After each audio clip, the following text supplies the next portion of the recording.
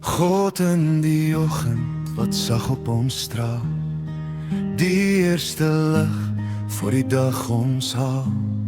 God in die stilte waar die wêreld wag, U wat ons roep en ons roete bepaal.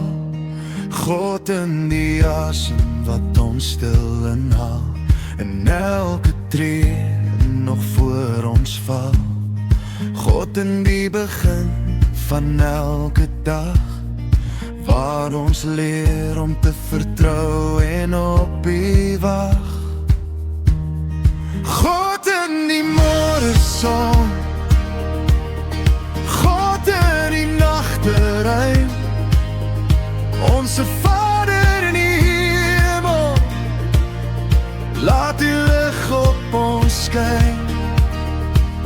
Daar waar ons voete ook al loop, daar waar ons stil mag staan, is U die God wat by ons bly, die een wat ons hart verstaan.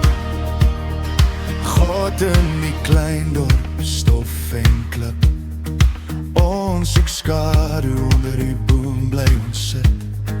God in die huise, oud en stil, waar stories leef en harte wil.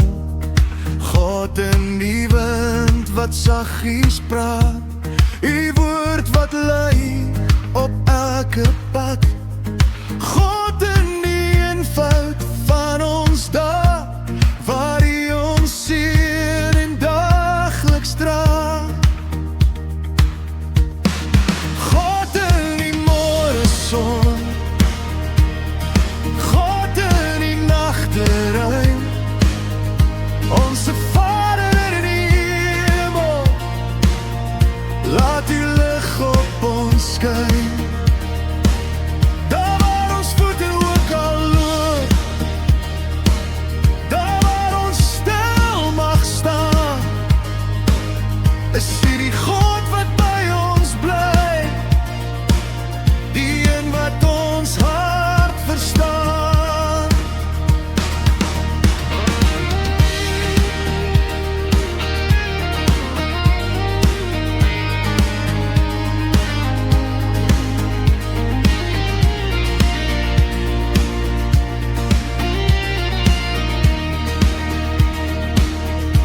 As die pad lank raak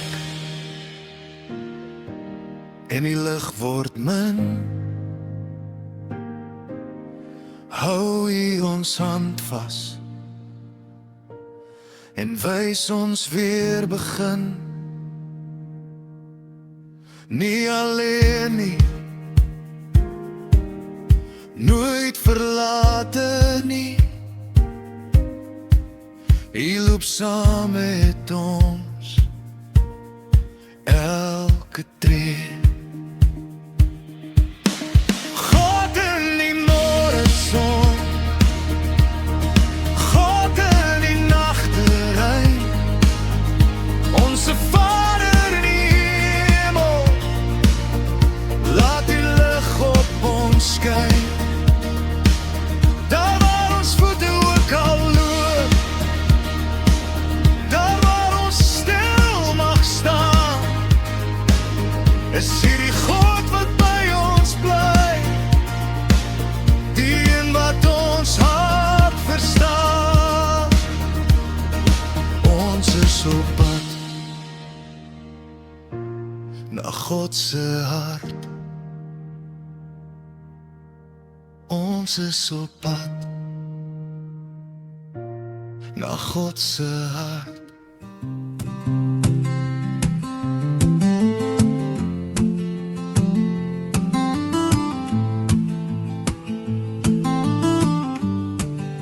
Saam reis ons pad langs, met ons op U gerig. U Gees wys ons die rigting, U woord gee ons die lig.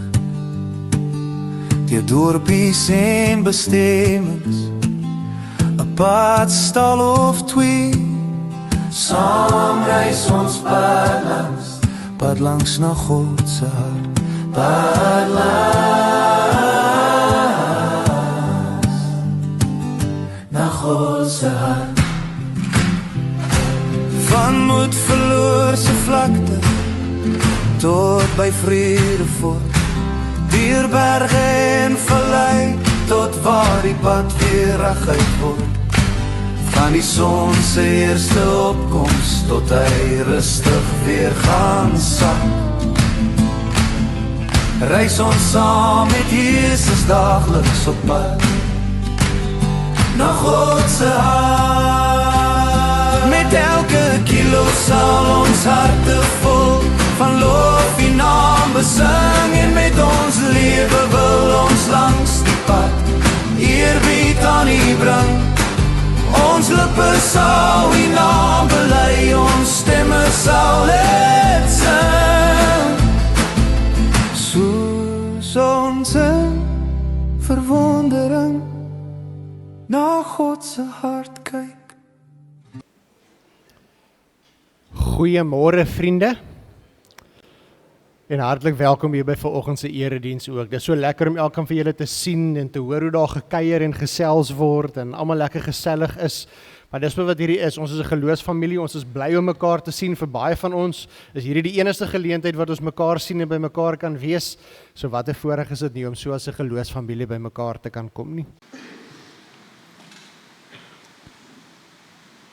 Nou ja, vriende, nou dat ons die Here se naam so lekker geloof en prys het, en ons stemme opgewarm is en ons harte opgewarm is, nou kan ons uitsien na ons volgende tema waarmee ons vanoggend gaan besig wees. Ons is nog steeds besig om te kyk na al die dinge wat nie in ons tasse moet wees nie, en al die dinge wat ons wel in ons tasse moet pak, vir die reis op pad na God se hart toe. En vandag gaan ons verder kyk na die volgende ding, wat nie in ons tasse hoort nie. Julle sal onthou, ons het heel so 'n paar sondae terug te sê ons vir mekaar, ons moet ligter pak, ons het nie baie goed nodig om gelukkig te wees nie. Toe ons gehoor die eerste ding wat ons nie in ons tasse moet pak nie, is bekommernis. Verlede Sondag het Wensel vir ons gesels oor wanhoop, dat ons nie moet wanhoop in ons tasse moet pak nie. En nou gaan ons hoor wat die volgende ding is, wat glad nie saam met ons op hierdie reis na God se hart moet gaan nie. Maar voordat ons wegspring daar, wil ek net so 'n paar goedjies onder ons aandag bring, maar net so 'n paar stukkies familienuus dan ook. En die eerste ding en die groot ding wat julle in die week gesien het, is dat dit is al amper weer tyd wat ons begin beplan vir bazaar. Ja, die jaar hardloop met ons, en die week wat kom is ons eerste bazaar sameroepersvergadering, en julle gesien as deel van ons bazaar, kan jy natuurlik verwag dat ons kermislyste weer sal begin uitgaan, so kyk uit asseblief daarvoor. Vele hande maak ligter werk, so as ons hierdie jaar se bazaar suksesvol maak, dan beteken almal vir ons moet saamklap, met ons finansiële hulpbronne, maar ook met ons tyd en ons gawes, en kom help en met ons hande op die dag dan ook. Sodat hierdie bazaar van hierdie gemeente 'n baken van hoop sal wees, ook nie net vir ons gemeente nie, maar vir ons hele gemeenskap op die einde van die dag. Iets wat baie duur, alles word baie duur, maar as gevolg van die omstandighede waarin ons lewe en die bekkenklaseer en alles, is een van die dinge wat baie duur word vleis, en daarom het ons ook 'n video uitgestuur vir die van ons wat nie die video gekry het nie. Ons vra vir hierdie jaar se bazaar spesifiek, as daar van julle is spesifiek ons jagters, as julle 'n bietjie gaan jag en jy kan eers vir ons as gemeente ook 'n boks skenk of so iets, asseblief laat weet vir my dat jy bereid is om vir ons te gee. Hoe meer vleisskenkings ons kan kry, hoe beter is dit ook om ons uitgawes van ons bazaar minder te hou. Dis natuurlik nie net jagters nie. As jy vir ons 'n skaap of 'n bees kan skenk, dan is dit ook wonderlik. Elke bietjie help op die einde van die dag. Behalwe vir die bazaar, is die volgende dinge wat op pad is natuurlik ook Paasnaweek. En hierdie jaar se Paasnaweek gaan 'n baie spesiale naweek in ons dorp en gemeenskap wees. Nou dis jammer dat die Paasnaweek nou hierdie jaar in die skoolvakansie val, want ek weet al klaar baie van julle gaan nie hier wees nie, maar ek wil nog steeds vir elkeen van julle uitnooi, en as julle familie en vriende ontvang as besoekers, bring hulle saam na die diens toe asseblief. Hierdie jaar se Paasnaweek tema by ons gemeente is van sy kruis na my kruis. Van Jesus se kruis na my kruis. Vrydag gaan ons kyk na Jesus se kruis en wat dit vir ons lewe beteken, en Sondag op Opstandingssondag gaan ons dan hoor wat Jesus vir ons sê oor die kruise wat ons moet dra elke dag van ons lewe. Maar Paas-Sondag gebeur daar iets baie spesiaal vir die eerste keer in hierdie dorp en gemeenskap. En dit is dat ons gaan op Paas-Sondag saam as 'n dorp, as 'n gemeenskap, Jesus se opstanding vier. Julle, daar's oral mooi tekens te midde van die gaas rondom ons wat in ons dorp gebeur. Een van die mooi dinge, het julle nou opgelet, dis die feit dat Jesus se kruis hier oorkant ons gemeente op die vlakkie in die hartjie van ons dorp in die hoofstraat is.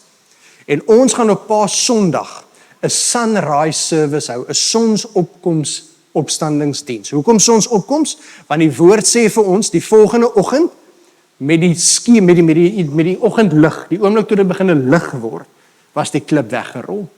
So daarom gaan al die gemeentes, die verskillende kerke en denominasies van ons dorp, 6:30 die oggend op hierdie vlakkie by die kruis bymekaar kom vir 'n opstandingsdiens. Maar let wel, dis nie 'n plaasvervanging van ons eie dienste nie.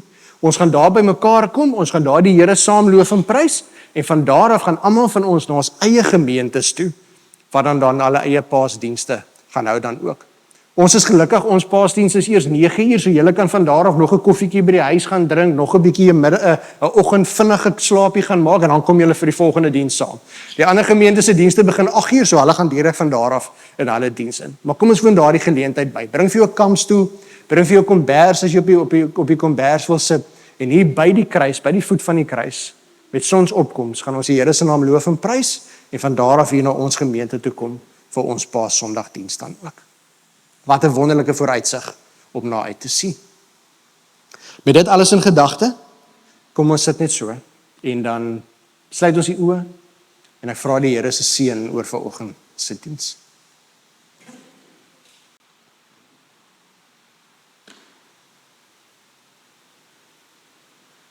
Abba Vader, U is ons hemelse Vader. En Here, wat 'n voorreg is dit nie, dat elke een van ons kan weet dat U het ons ontsettend lief. So lief, Here, dat U seun gestuur het om vir ons aan die kruis te sterf, sodat ons sondes vergewe kan word, ons skoon gewas kan word, sodat ons in 'n verhouding met U kan lewe. En Here, soveel so, dat ons vir ewig saam met U kan lewe. Dankie Here vir U goedheid en U guns elke dag van ons lewe. En dankie vir die voorreg wat ons het om vanoggend so as 'n geloofsfamilie by mekaar te kan wees. Here, dit is 'n voorreg, en ons loof U en ons prys U naam daarvoor. Amen. Liewe kinders van die Here, gemeente, vriende, ek groet julle vanoggend in die naam van die drie-enige God, die Vader wat jou bo alles liefhet, en die Seun wat sy lewe vir jou gegee het, en die Heilige Gees wat by ons is elke oomblik van elke dag, ons helper, ons trooster. Genade en vrede vir elkeen van julle. Amen. Ek gaan vra dat al ons maatjies vir my sal vorentoe kom, maar hierso is dit vol, so julle moet vir my hier in hierdie banke hier kom sit asseblief. Storm julle, as julle nou van die kant af kom, hardloop nou versigtig oor hierdie drade, né? Goed, kryf julle sitplekke hierso, pappa en mamma of oupa en ouma kan saam met julle sit. En julle almal gaan lekker mooi stil sit en soet sit en luister na wat Dominee Jakobus sê, né? Môre julle, hier kom julle nog, is daar nog van julle? O, daar kom nog.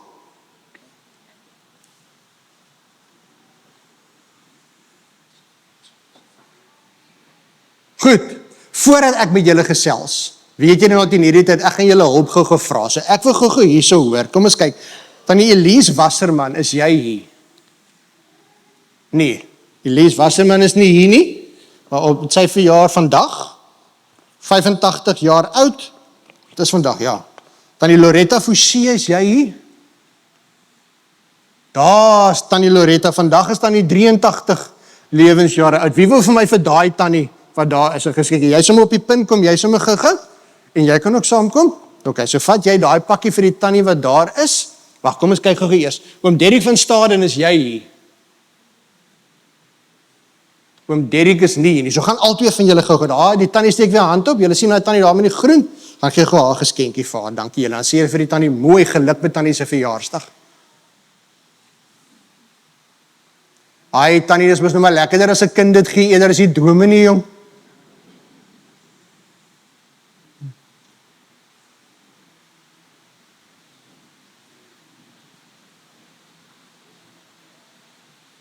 Baie dankie julle. Tannie mag die nuwe lewensjaar geseënd wees, vol spesiale oomblikke saam met Tannie se geliefdes en hartsmense, hoor. Liewe gemeentevriende, ek gaan vir ons insit, dan sing ons die seën oor elkeen van hierdie verjaarsdae, hulle wat hier is en hulle wat nie hier dan ook is nie. Laat hierdie seën ophou daal, Igen sy Sion hoop bestraal, wat beveel en dit geskied. Vul hierdie seën oor al Amen. Tannie moet onthou, hierdie geskenkie, enige iets wat jy by die kerk kry wat eetbaar is, kan 'n mens met 'n rustige hart eet. Dit maak nie vet nie, ons bid voor die tyd daarvoor, dat dit nie so sal wees nie. So Tannie hoef nie net een stukkie te eet nie, Tannie kan die hele pak gelyktydig opeet. Hoor, baie geseënde verjaarsdag vir Tannie. Nou maatjies, ek wil gou met julle gesels. Julle weet ons praat hier so in die kerk, nê? Oor ons is mos nou, jy sien julle hierdie bordjie wat hier is, ons is mos nou op 'n roadtrip. Nee, ons gaan bietjie hierdie hele jaar het ons nou in ons bussie geklim. Onthou julle daai fotobussie waar julle foto's geneem het? En ons ry nou hierdie jaar elke Sondag en ons is op pad na Jesus se hart toe. Nou hierdie paar Sondag gesels ons oor wat ons moet saampak en wat ons nie moet saampak nie. Nou ek het al gevra, maar ek wil weer vir julle vra. Wie van julle se pappas of mammas pak baie?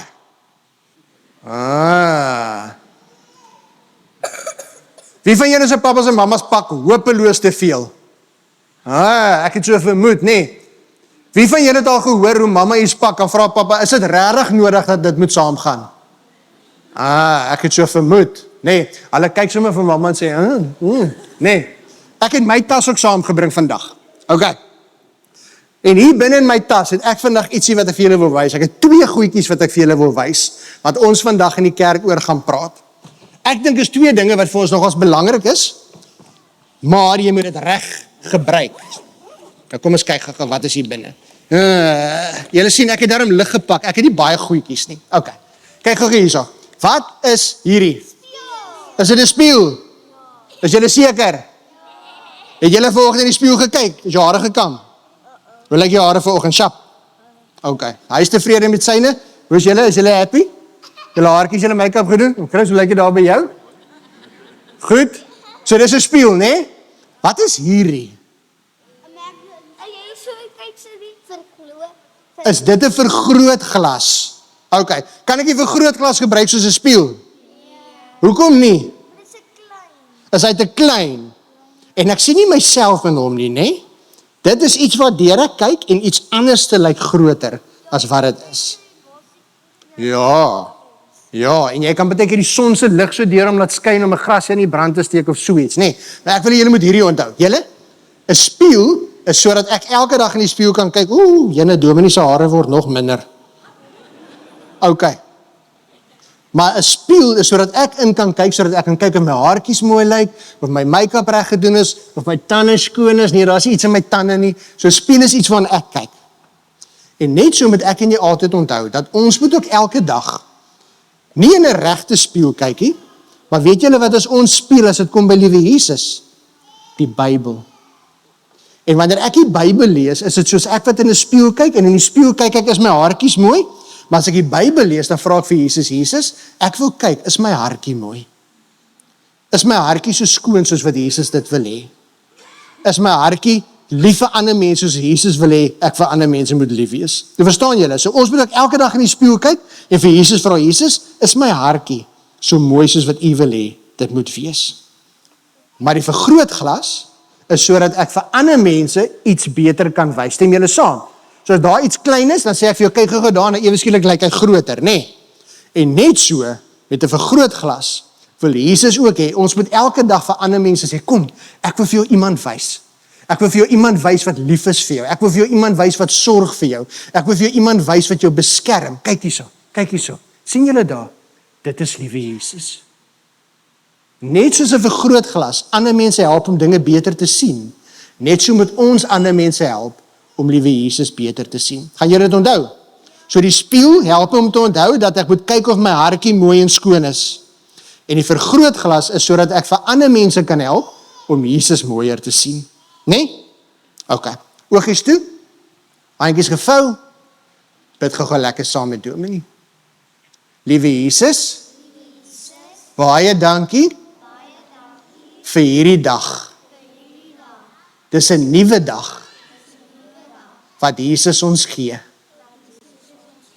Liewe Jesus, help ons om elke dag in ons Bybelspieël te kyk, dat ons kan sien of ons hartjies mooi is en skoon is, soos Jesus dit wil hê.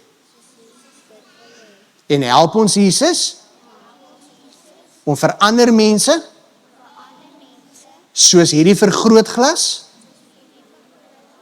te wys wie Jesus is. Dankie dat Jesus lief is vir ons. Ons is baie lief vir Jesus. Amen. Dankie dat julle so mooi geluister het. Julle kan nou na die kinderkerk toe gaan. Die res van julle kan weer daar gaan sit in die banke. Die liewe gemeentevriende, terwyl hulle beweeg na buite, kom ons dien die Here met ons offergawes.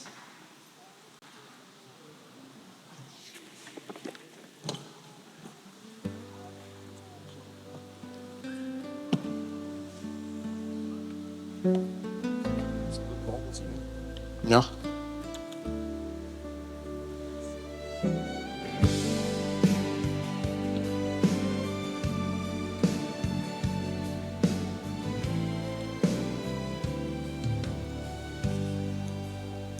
Wanneer berge reis, te styl om te klim, en hoop verdwyn, ek voel so min, dan vind ek krag in Christus bo, staan vas met geloof, wat glo, alles is moontlik in die Heer, wie mag hou, ek vrees nie meer, nie deur krag of geweld, deur u Gees, alles is moontlik in die Heer. Wanneer storms hul stemme hef, en ek voel klein met al die stres, dan fluister hy my kind, ek's naby, en gee my rus, my siel is vry. Alles is moontlik in die Heer, u mag hou, ek vrees nie meer, nie deur krag of geweld, maar deur die Gees, alles is moontlik in die Heer.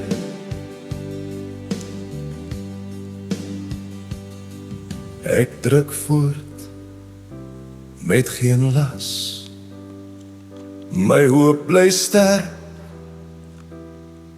ek staan vas, deur smart en pyn, u bly my lied, in die oorwinning staan ek opnuut. Jubel juig, ek verhef my stem, sing Hosanna sy lof.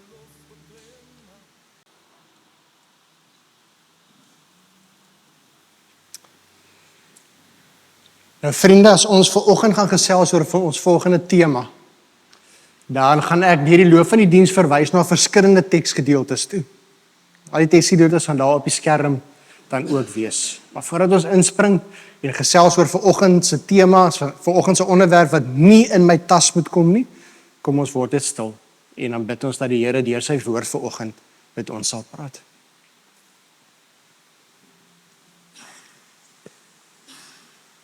Here, wat 'n voorreg is dit nie, omdat ons Bybels het wat ons kan oopmaak en daarin kan lees En wanneer ons die woorde lees, Here, weet ons, dis nie sommer net 'n gewone storieboek nie.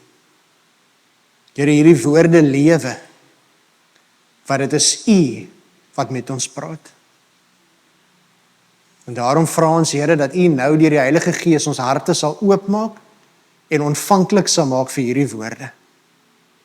Praat met ons, Here. Help ons om te hoor. Help ons om te verstaan wat ons hoor. En vorm ons deur dit wat ons hoor, sodat ons dit kan gaan lewe in hierdie wêreld daar buite. Ons bid dit in Jesus naam. Amen. Ek onthou as kind hoe ons baie saam altyd rugby gekyk het. En kyk, dan is ons nou maar 'n ding, want as jy saam rugby kyk, dan is daar altyd mense wat verskillende spanne skree. En kyk, ek is mos maar 'n ou VP ondersteuner, ou stommertjie soos baie van ons dan ook. Maar ek weet hier sit ook 'n klomp Louwel ondersteuners hier, en dan is daar enkeles wat deur Dominee André ook weggelei is om vir die Cheetahs te skree. Ek weet André was 'n baie groot Cheetah ondersteuner. En nou ander van ons het nog vasgehou, nee, ek ondersteun die Kings. Die Kings is nie eens meer, hulle speel nie eens meer elke Sondag nie, maar ek is nog 'n King ondersteuner, ek is loyaal, ek is getrou. Maar een ding wat altyd vir my uitgestaan het, veral in my jonger dae, was daardie jare wat vir die WP het ouens gespeel, soos Percy Montgomery. En dan weet ek nou, as ou Percy nou so aangelê het paal toe, met daai erkende styl wat hy gehad het, hy moes hierdie manier gehad, waarom elke keer sy hare was mos altyd in sy pad. Nee, hy het mos altyd sy hare so een kant toe gevee. En kyk, dit kon ons enige Louwel ondersteuner grensloos irriteer. En onthou ek hoeveel keer moes ek gehoor het, hoe Percy aanlê vir die paal, of hoe Bobby Skingstad daar deur 'n lyn breek, en ek hoor ou Windbom Montgomery is weer vandag gaan pos, jong. Hy kan nou weer nie genoeg kyk na homself in die spieël met sy haartjies en al daardie tipe van dinge nie. Of as 'n Percy deurgehardloop het met sy tong wat so uitsteek, dan is dit nou weer Windbom Skingstad is nou weer hier deur, né? En dis 'n woord wat ons dikwels gebruik het, wat ons geassosieer het met 'n eienskap in iemand waarvan ons nie hou nie, maar as daar nou een ding is wat ons irriteer, is dit nou 'n windgat. Veral as dit 'n windgat is wat speel vir die teenoorgestelde span. Kyk, my eie span se spelers is mos nie windgat nie, hulle het net selfvertroue. Daar's 'n groot verskil tussen die twee blykbaar, nee. Maar dis 'n woord wat ons baie keer gebruik. En ek onthou nog ons van kleins af ook, dat die oomblik as dit wil gebeur dat jou kop so bietjie groot raak, dan is daar vir ons ook maar baie vinnig gesê, hey, jy moet nie nou jouself kom wind te hou nie, nee. Nederigheid is 'n eienskap wat hoort by kinders van die Here. En jy sien, dit is die woord waarby ons vanoggend gaan stil staan. Oor een eienskap wat nie hoort in die reistas van kinders van die Here se lewe nie. As daar nou een ding is wat ek saam met my kan dra, wat my eie tas te swaar maak, en onthou ons het by die eerste diens gesê, die probleem van te veel dinge inpak, is later is die bagasie vol, maar die tas is nog nie alles in nie. So nou moet die tasse hier onder die kar ook ingeprop word, en ewe skielik sit almal met hulle knieë bo hulle ore. Want my voete rus nou op die ekstra tasse wat ingepak is, en almal is ongemaklik ook. Maar die haarkurler gaan saam. En ons weet nie waar gaan krag wees nie, maar die straightener gaan saam. En so die straightener werk, gaan die sonpanele ook saam, maar die straightener sal in. En die oomblik wanneer ek te veel pak, die oomblik wanneer ek te swaar reis, of die oomblik wanneer daar dinge in my lewenstas is wat nie daar hoort nie, maak dit nie net my lewe moeiliker nie, maar dit affekteer ook ander mense in my lewe. En nêrens is dit meer die geval as in die geval van hoogmoed nie.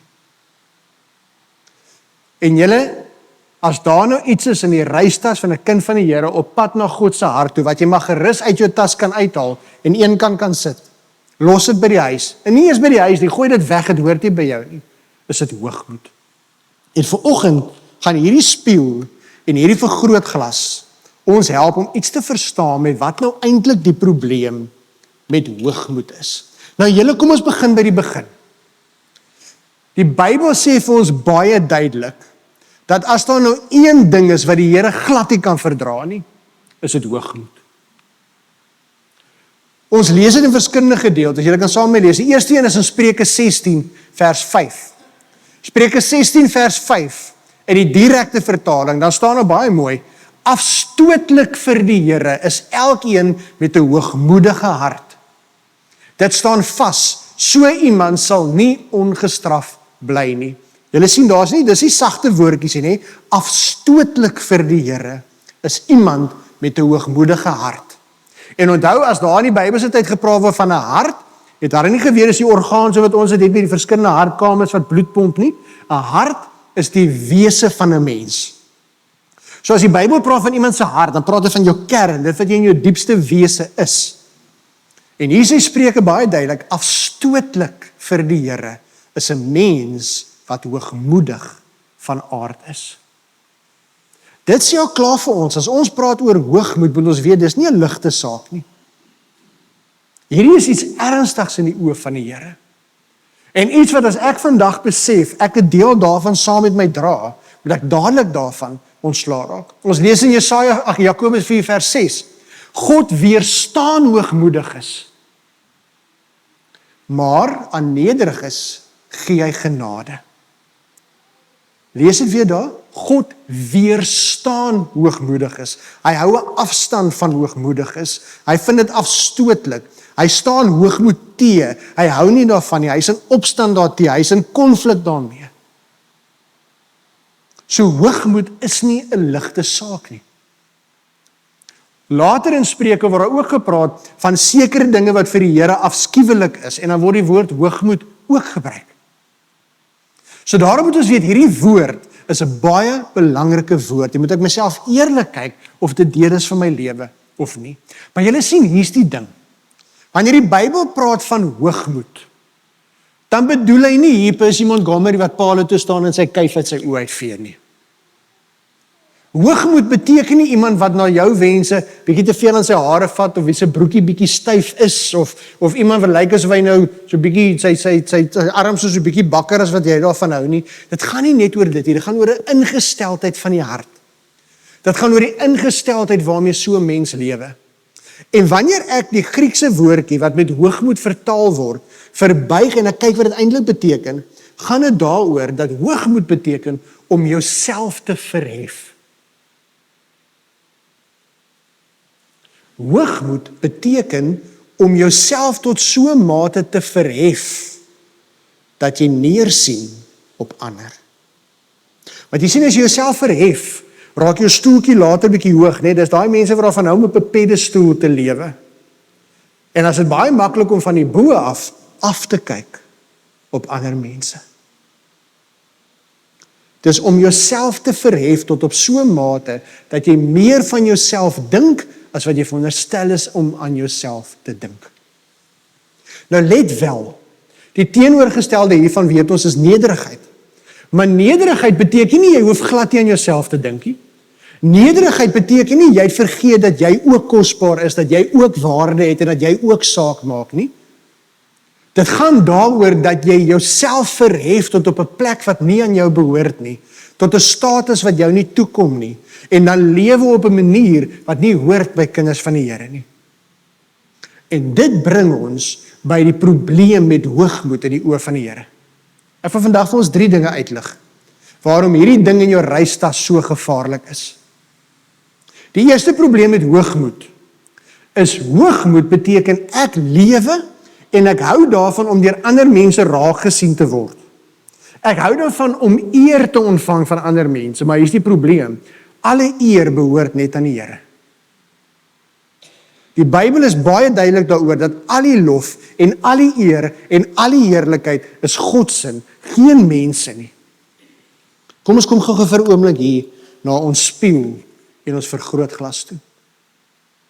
Kinders van die Here word geroep om soos hierdie vergrootglas rond te loop en vir almal daar buitekant te sê, weet jy wat, ek wil vir jou iets wys. Kom kyk hoe ongelooflik is die God wat ons aanbid.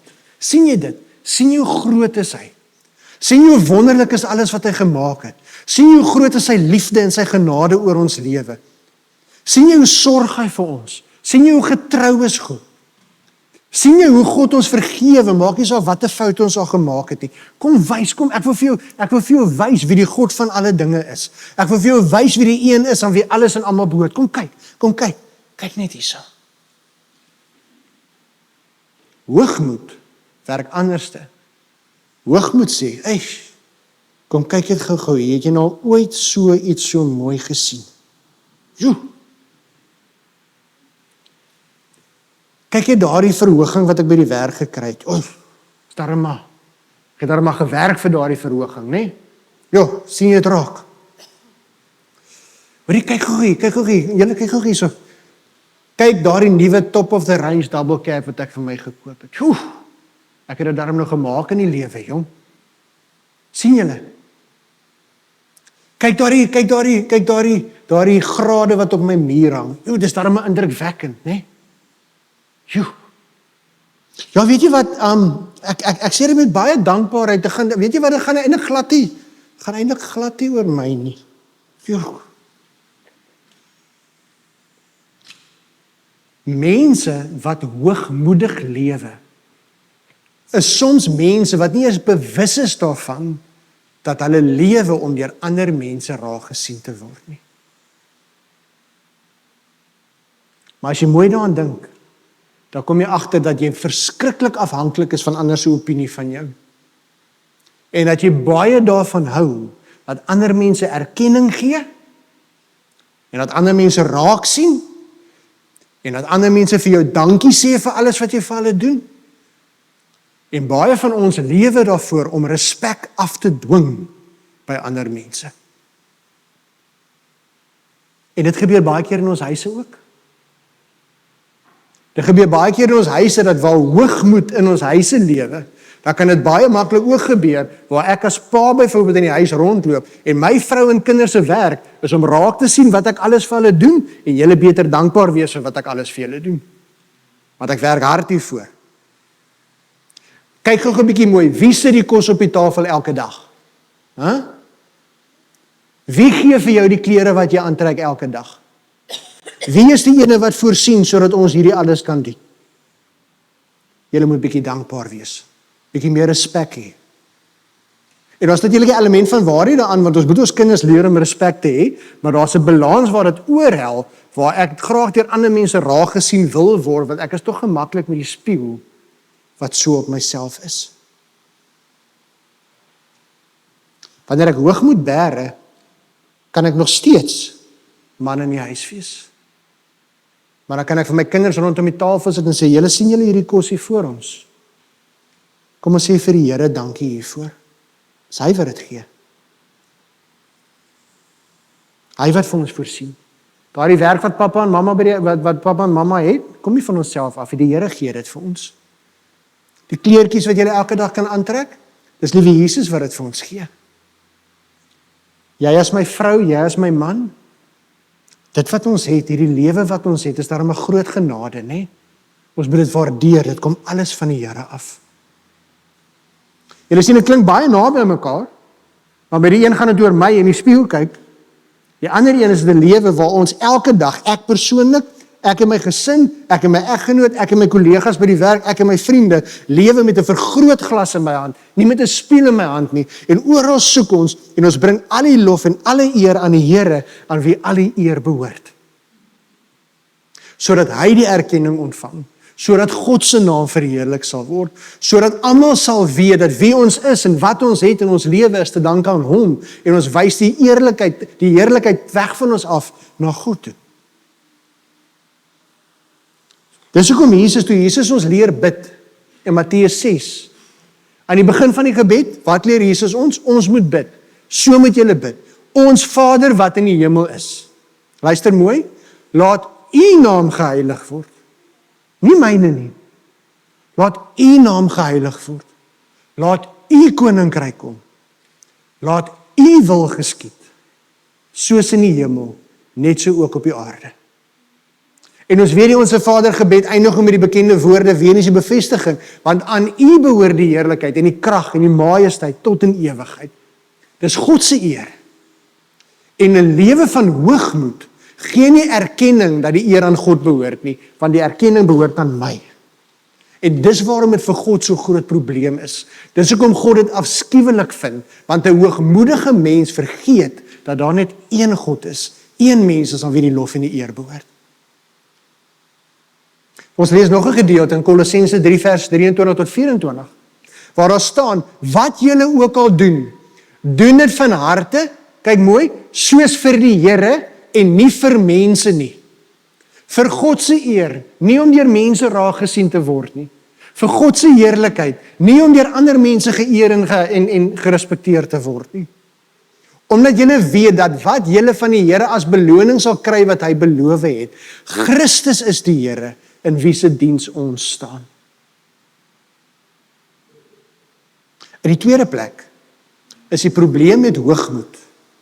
Dat hoogmoed maak dat ek vergeet dat ek afhanklik is van God. Want die oomblik wanneer ek myself verhef, dan laat ek myself op 'n stadium glo, maar ek is in beheer van my eie skipie. Ek bepaal my koers. Hierdie dinge wat hier op ons tafel lê, gaan nie van self kom nie. Geld groei nie van bome af nie. Ek het gewerk hiervoor. Ek het voorsiening gegee. As ons deur 'n krisis gaan, ek sal dit uitsorteer. Hoeveel keer hoor ek nie in beradingsgevalle waar 'n man of 'n vrou 'n probleem het, en kom ons gebruik een enkele voorbeeld van afhanklikheid. En hoe die persoon vir my sê, ek gaan nie hulp kry nie, ek gaan self regkom. Ek beloof vir hom of haar. Ek gaan self regkom, ek gaan verander. Nee, jy gaan nie. Jy gaan nie self verander nie. Jy gaan nie self regkom nie. Want ons is afhanklik van die Here. En daardie kos op jou tafel, daardie klere op jou lyf, daardie dak oor jou kop is 'n geskenk van die Here af. Dis nie jouself wat voorsien dit nie. Dis hoekom Jesus vir ons in die woord sê, Jesus sê vir ons, geseënd is die wat weet hoe afhanklik hulle van God is. Ons gaan nou daai gedeelte lees. Maar julle, waar kom sonde in hierdie wêreld vandaan? Sonde het ontstaan by mense wat nie wil afhanklik wees van God af nie. Ons wil selfsorg. Ons wil weet wat God weet. Ons lees dit in Genesis 3 vers 4 tot 5. Die bekende verhaal waar die slang vir Eva vra, wat het die Here vir julle gesê? En Eva sê, sy gee erkenning. God het vir ons alles gegee. Hy het vir ons die hele tuin gegee waar ons kan lewe. Hy het net vir ons gesê, ons mag nie van die boom in die middel van die tuin eet nie. En kyk die woorde waarmee Adam en Eva verlei word. Toe sê die slang vir die vrou, julle sal beslis nie sterf nie. Maar God weet dat julle oë sal oopgaan die dag as julle van daardie boom eet en kyk, en dan sal julle soos God wees, deurdat julle alles kan ken. Eva, julle gaan nie sterf nie. As jy daai vrug eet, gaan julle weet wat God weet. Julle gaan soos God wees. En dink daaraan, julle gaan nie meer afhanklik wees van hom nie. Hy gaan nie meer nodig hê vir julle te sorg nie, want julle gaan weet wat hy weet. Julle gaan kan doen wat hy doen. Julle gaan soos God wees. En ergens langs die pad het ons die leuen begin glo dat ons God oor ons eie lewe is. Dat ek in beheer is. Dat ek sorg. Dat ek sterk genoeg is. Dat ek self die antwoorde op die lewensvrae het. Dat ek self die oorwinnings kan behaal wat nodig is om te behaal. Dat ek self kan loskom van daardie sonde in my lewe. Of dat ek self daardie afhanklikheid kan oorwin. Dat ons self wat gebroken is kan gesond maak. Ons kan nie. Dis hoogmoed. Selfs al voel dit nie vir jou, jy loop wind hier rond nie. Dis hoogmoed, want jy verhef jouself tot op 'n plek wat jou nie toekom nie. Jesus sê, weer is ons gedeelte, geseënd is die wat weet hoe afhanklik hulle van God is. Want aan hulle behoort die koninkryk van die hemel. Wat beteken dit prakties? Julle, as jou huwelik op die rotse is, moenie 'n selfhelpboek gaan koop by Koem nie. Begin elke dag op jou knieë en bid vir jou huwelik. En bid dat die Here jou hart sal verander. Bid dat die Here julle sal genees. Draai terug na die Here toe en dan bid hom saam. Bou weer in jou verhouding saam met die Here. En natuurlik kry die hulp wat jy nodig het, maar dit begin by afhanklikheid van God. As jy finansiëel swaar trek, moenie jou eie planne maak nie. Moenie ekstra skuld maak nie, want dit gaan jou inhaal op 'n stadium. Of moenie een of ander onder die tafel transaksie vat nie, die Here sal dit nie seën nie. Want dit is nie eerlik en opreg nie. Vertrou die Here. Vra vir die Here, maak iewers 'n deur vir my oop. Vra vir die Here om te voorsien. En hy sal. En so met elke situasie in ons lewe. As my gesondheid van my af weggevat is, moenie op ChatGPT klim en vra wat moet jy alles gebruik en watter medikasie moet jy hiervoor gebruik en watter salf hiervoor nie. Jy gaan jouself nog sieker dokter as wat jy in die begin was.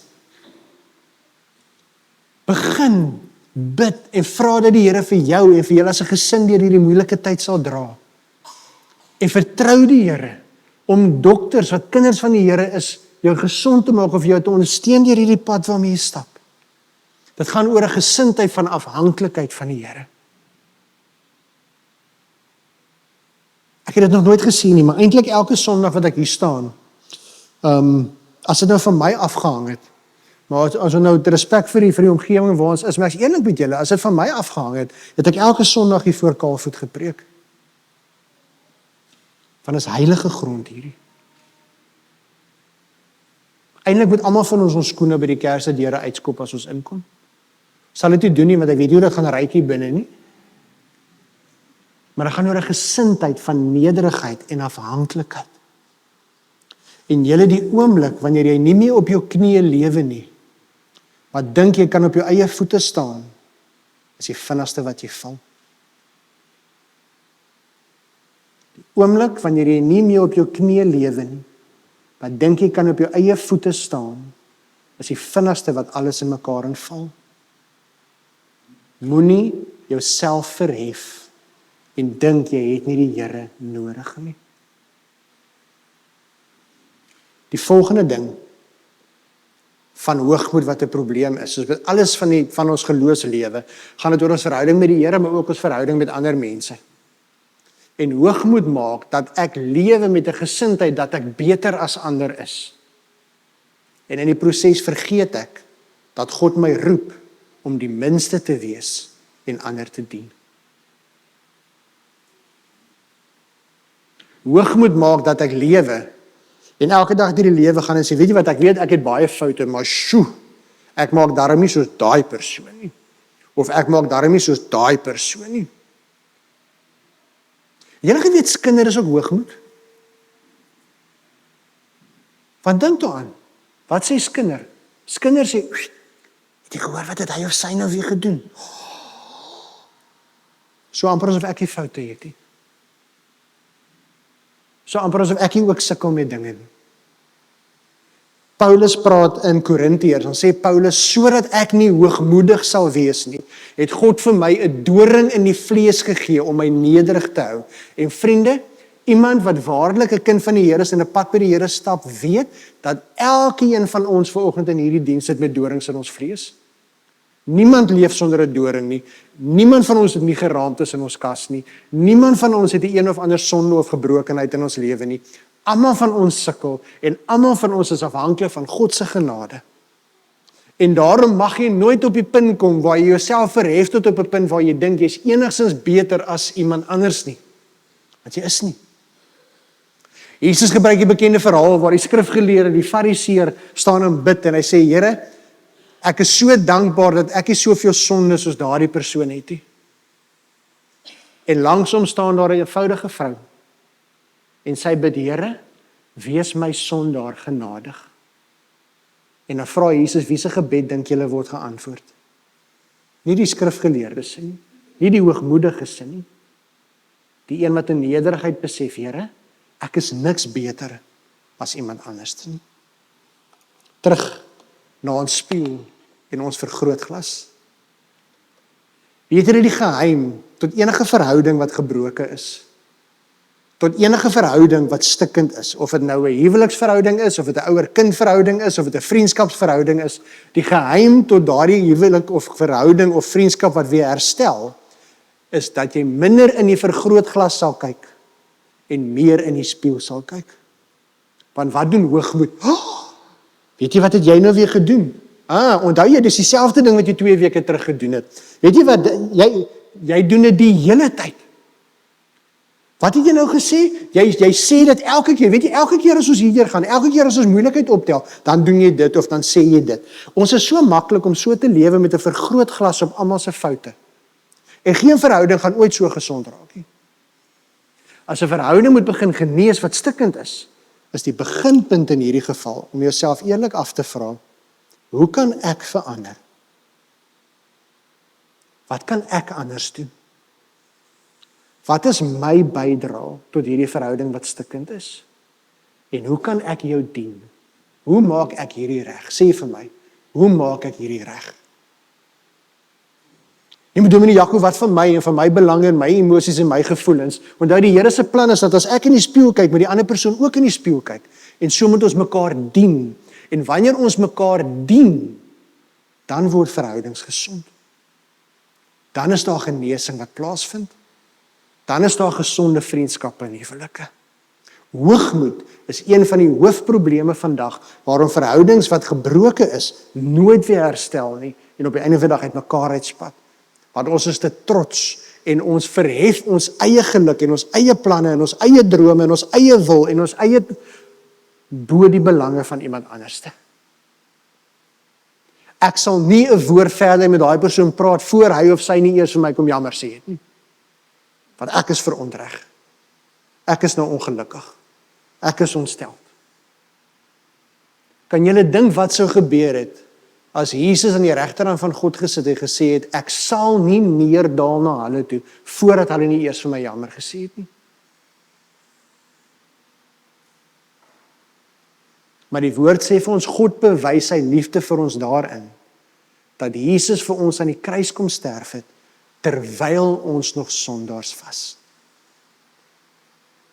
Terwyl ons dit nie verdien het nie. Ten spyte van die feit dat ons dit nie verdien het nie. Die woord sê dit vir ons duidelik. Selfverheffing lei tot twis. Die wat goeie raad aanneem, het wysheid. Daar sien jy dit, selfverheffing lei tot twis. Nog 'n spreek sê vir ons, op hoogmoed volg ondergang. Selfverheffing volg die val, liewer eenvoud saam met nederiges, as om saam met hoogmoediges van roof te lewe. Ek wil vir ons afsluit. Die woord van die Here is baie duidelik, dat as dit kom by jou reistas op hierdie reis, los eerder die hoogmoed. Daar's nie plek daarvoor in kinders van die Here se lewe nie. Pak eerder in jou tas 'n goeie hoeveelheid nederigheid en diensbaarheid. Want dit is wat God van ons vra. Daar staan duidelik, maar by julle moet dit nie so wees nie. Elkeen wat in julle kring groot wil word, moet julle dienaar wees. En elkeen onder julle wat eerste wil wees, moet julle almal se dienaar wees. Die Seun van die mens het ook nie gekom om gedien te word nie, maar om te dien en sy lewe te gee as losprys vir baie mense. En as dit is hoe Jesus gelewe het, as dit is hoe Jesus ons kom dien het, moet ons as liggaam van Jesus ook so maak. Los die hoogmoed by die kruis van Jesus Christus en lewe met diensbaarheid, nederigheid tot sy eer. Kom ons bid saam.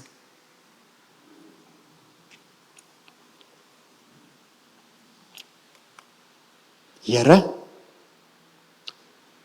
ons wil vanoggend in volkome afhanklikheid bid en vra dat U deur die Heilige Gees ons altyd sal lei om die regte dinge te pak in ons lewenstas. En Here, ons hoor vanoggend dat hoogmoed nie 'n plek het in kinders van die Here se lewe nie. Here, ons hoor ook vanoggend dat hoogmoed baie keer ander dinge insluit wat ons nie eers geweet het dit doen nie. En Here, as ons hierdie woorde hoor, besef ons dat soms, dalk sonder dat ons self daarvan bewus is, het ons onsself verhef tot op 'n plek wat eintlik net aan U behoort. En Here, daarom vra ons dat U die gesindheid van ons hart sal verander. Dat U ons eie wil sal buig, Here, en ons gehoorsaam sal maak aan U wil. Here, sodat ons vir U eer sal lewe en nie ons eie nie. Dat ons in afhanklikheid van U sal lewe. En dat ons 'n lewe sal lewe waarin ons die minste is en ander mense dien in nederigheid soos Jesus ook gedoen het. Help ons daarmee, Here. Ons bid dit in Jesus naam. Amen. Ontvang die seën van die Here. Jy gaan huis toe met sy vrede. Mag die genade van ons Here Jesus Christus en die liefde van God die Vader en die krag van die Heilige Gees met jou wees en bly elke oomblik van elke dag. Die Here seën jou, gaan wees tot seën vir ander. Amen.